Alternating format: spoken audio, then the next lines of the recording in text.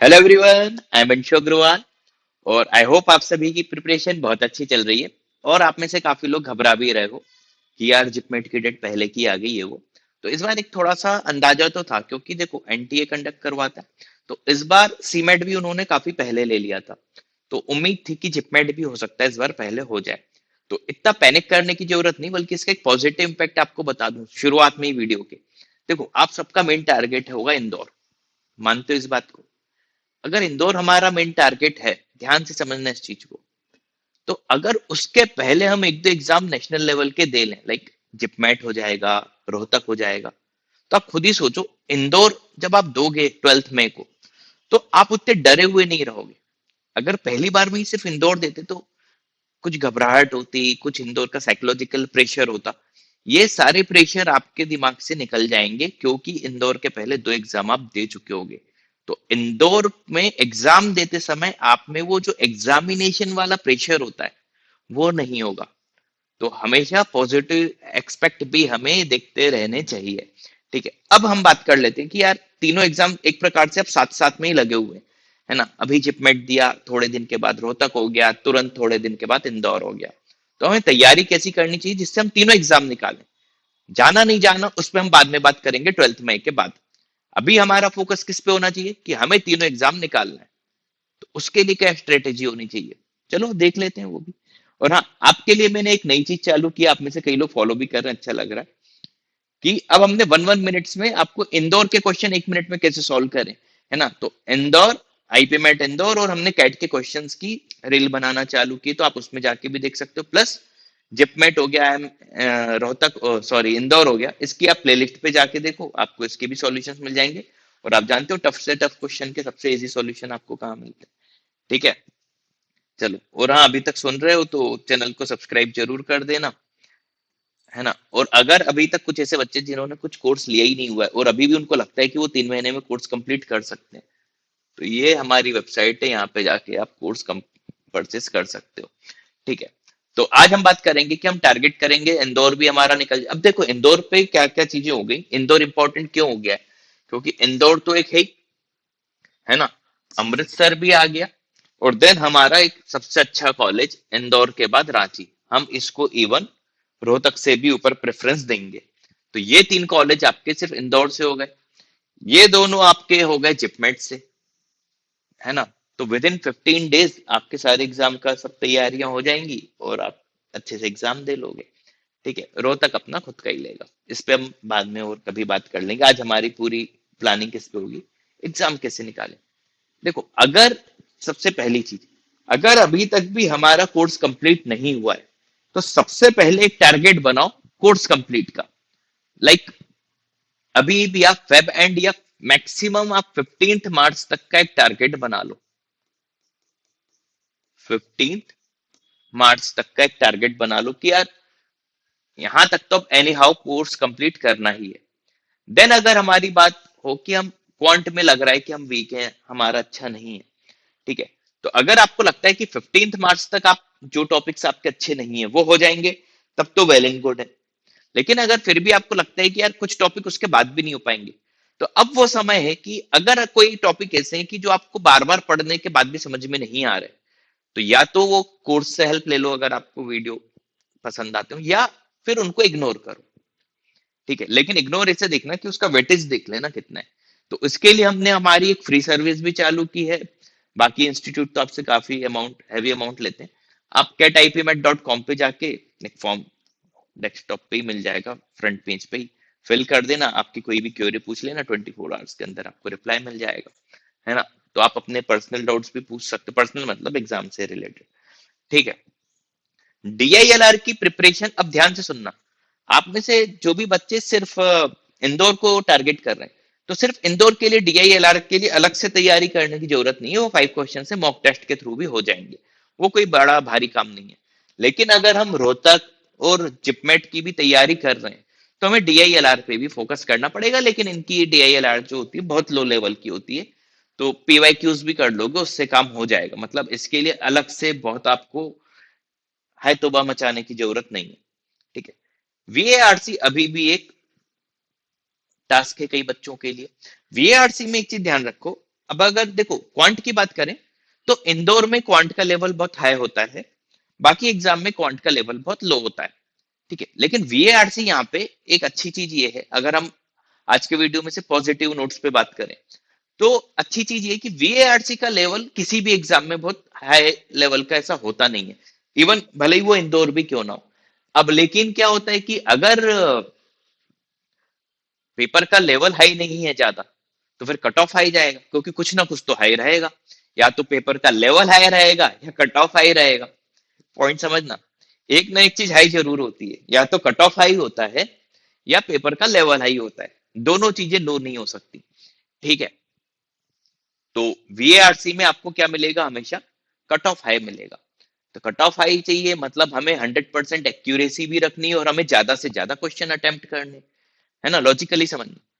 अब अगर 100% एक्यूरेसी करनी, ज्यादा से ज्यादा क्वेश्चन अटेम्प्ट करने, मतलब ज्यादा से ज्यादा क्वेश्चन सॉल्व करने हैं अभी घर पे बैठ के। और ज्यादा से ज्यादा क्वेश्चन सॉल्व कैसे करने हैं, इसका तरीका है कि अब मॉक टेस्ट के थ्रू करने हैं।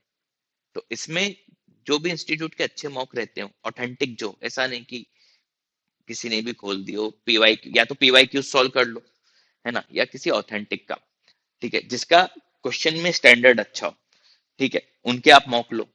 ठीक है, भले ही वहां पे कंपटीशन कम मिले लेकिन आपको अच्छे क्वेश्चंस की क्वालिटी प्रैक्टिस हो जाएगी, है ना। एक आध ऐसे इंस्टीट्यूट के मॉक ले लो जहाँ पे बच्चे ज्यादा हो, भले ही उनकी क्वालिटी थोड़ी सी कम हो, तो आपके दोनों काम हो जाएंगे, दो एक टेस्ट सीरीज लेके, है ना। आपको ज्यादा बच्चों के बीच में कंपटीशन करने को भी मिल गई, और ऐसे कुछ जगह भी हो जाएंगी जहाँ पे क्वालिटी अच्छी मिलेगी लेकिन हो सकता है कि बच्चे कम हो, तो वहां पे आप quality wise question, exam specific question अच्छे से सॉल्व कर पाओगे।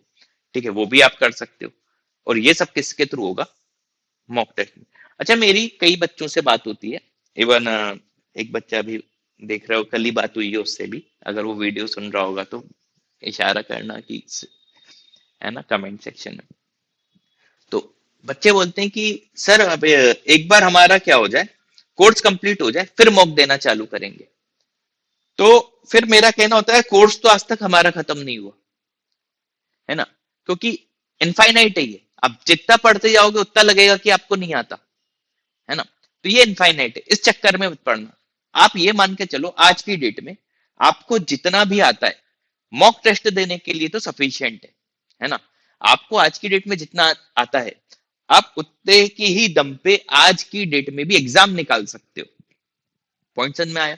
तो आप ये मत सोचना, अगर आप में से कई बच्चे वैसे हो कि यार पहले सिलेबस खत्म करेंगे फिर मॉक टेस्ट देंगे, कोई सेंस नहीं है। मॉक टेस्ट अच्छे से दो तभी सिलेक्शन होगा, ये चीज दिमाग में रखो। पढ़ाई से भी ज्यादा इंपॉर्टेंट आज की डेट में क्या है, मॉक टेस्ट देना।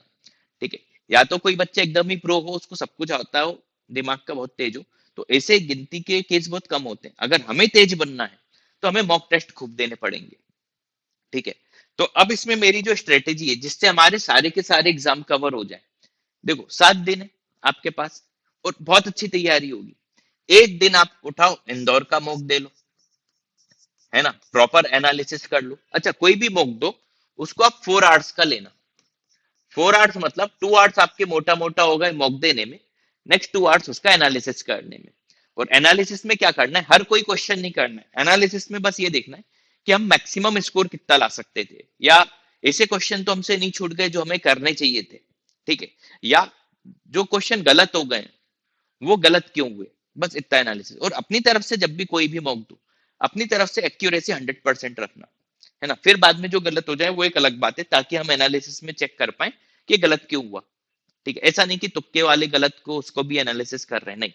हमें मॉक देते समय 100% एक्यूरेसी से ही पेपर देना है। शॉर्ट आंसर में आप लगा सकते हो, वो भी आई एम इंदौर के। ठीक है, अब टारगेट कैसे बनाना है, लाइक अब मैं मंडे ट्यूसडे से करूं, मंडे इंदौर दे दिया, ट्यूसडे जिपमेट दे दिया, है ना, वेडनेसडे हमने रोहतक दे दिया, है ना। आपकी ओवरऑल सारे एग्जाम की तैयारी साथ में चलेगी। ऐसा नहीं है कि पहले इस एग्जाम की कर लेते हैं बाद में उसकी, नहीं, सब एक साथ चलने दो। इसमें क्या होगा, आपका ध्यान से देखो तो वर्बल का भी एक बहुत स्ट्रांग आपकी प्रैक्टिस होगी, और रोज आप 100 अप्रॉक्स क्वेश्चंस की प्रैक्टिस रोज करोगे, ऑन एन एवरेज रोज आपकी 100 क्वेश्चंस की प्रैक्टिस होते रहेगी। क्या चाहिए आपको, और एक चीज इंपॉर्टेंट होती है आखिरी के दिनों में, रोज मॉक टेस्ट का फायदा क्या है, अगर हम रोज दे रहे हैं, इसलिए मैंने कहा कि 1 2 3 कोचिंग के भी हो तो कोई दिक्कत नहीं है। मॉक टेस्ट देने का फायदा क्या है? रोज आपके तीनों सब्जेक्ट हो रहे हैं, रोज हमारा क्वांट भी हो रहा है, रोज हमारा डीआईएलआर भी हो रहा है, रोज हमारा वर्बल भी हो रहा है। और अब नॉर्मली हम जब पढ़ाई करते हैं तो पढ़ाई में हम रोज तीनों सब्जेक्ट नहीं लेके चलते। मान लो कभी पढ़ रहे हैं, कोई टॉपिक मैथ्स का चल रहा है तो 2-3 दिन तक मैथ्स ही मैथ्स पढ़ रहे हैं, इंग्लिश पे हाथ नहीं लगाया। या वर्बल वीक है तो 2-3 दिन तक हम वर्बल ही वर्बल कर रहे हैं, क्वांट को हाथ नहीं लगाया। इसलिए मॉक देना आज की डेट में इंपॉर्टेंट है। क्यों? क्योंकि मॉक में हमारे सारे सब्जेक्ट की रोज तैयारी होगी। और जब हम सेल्फ में पढ़ाई भी करते हैं तो रोज हम कोई एक ही टॉपिक पढ़ते हैं। जैसे आज मैं पढ़ रहा हूँ नंबर सिस्टम, तो हो सकता है मैं आज नंबर सिस्टम ही पढ़ूं। लेकिन मॉक देंगे तो एक क्वेश्चन नंबर सिस्टम का भी होगा, अर्थमेटिक का भी होगा, अलजेब्रा का भी होगा, ज्योमेट्री का भी होगा। तो सारे टॉपिक का आपको रिवीजन हो जाएगा। और प्रैक्टिस ऐसे ही होती है।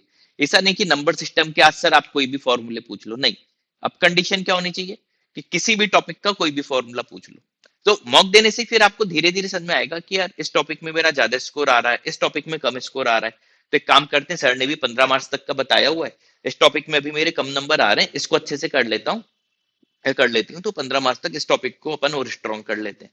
ये स्ट्रेटेजी आप बनाओगे, इसलिए मॉक टेस्ट देना बहुत जरूरी है ना। तो मंडे ये दे दिया, ट्यूसडे ये दे दिया, वेडनेसडे ये दे दिया। इनके हमारी अगर टेस्ट सीरीज लेते हो, हमारी टेस्ट सीरीज का ही बता देता हूँ। ये आप हमारी वेबसाइट पे जाओगे catipmet.com/IPM मॉक, या catipmet.com पे जाना, फिर IPM 2025 टेस्ट सीरीज कर देना।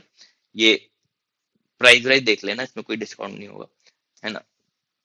स्कैन करके भी आप पे कर सकते हो, 24 आवर्स के अंदर आपको मिल जाएगा यूजर नेम पासवर्ड। ही कंडीशन पढ़ लेना। मेन चीज मैं आपको इसमें ये बता रहा हूँ, हम लोग भी जैसे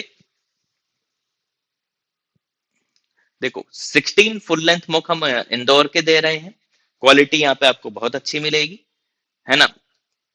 रोहतक के 10, जिपमेट के 10, एनपेट के 10, सेट के 7। अच्छा, इसमें ऐसा नहीं होगा कि अभी से बता दूं कि आप बोलो कि सिर्फ हमें इंदौर का चाहिए, तो उसका क्या रहेगा। हम लोग पूरा ही ये प्रोवाइड कर रहे हैं।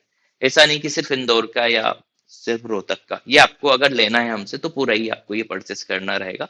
प्राइस आप देखना उसके हिसाब से बहुत कम है। खैर, अभी ये मैं बता रहा हूँ, तो इस हिसाब से भी अगर आप चलोगे तो आपको इनको ऐड करके देखना। मोटा मोटा एक अंदाजन बता रहा हूँ, 70 अप्रोक्स टेस्ट निकल के आएंगे, 65 to 70।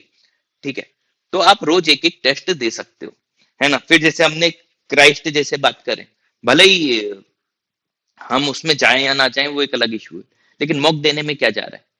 मॉक में तो हमें प्रैक्टिस करनी है ना, टाइम लिमिट में। तो हर एग्जाम के लेवल के हिसाब से प्रैक्टिस कर लो, ताकि 26 अप्रैल जब आए, जो आपका पहला मेरे हिसाब से जिपमेट की बात करें, पहला जो भी टेस्ट होगा उसकी हमारी एक अच्छी तैयारी हो जाए।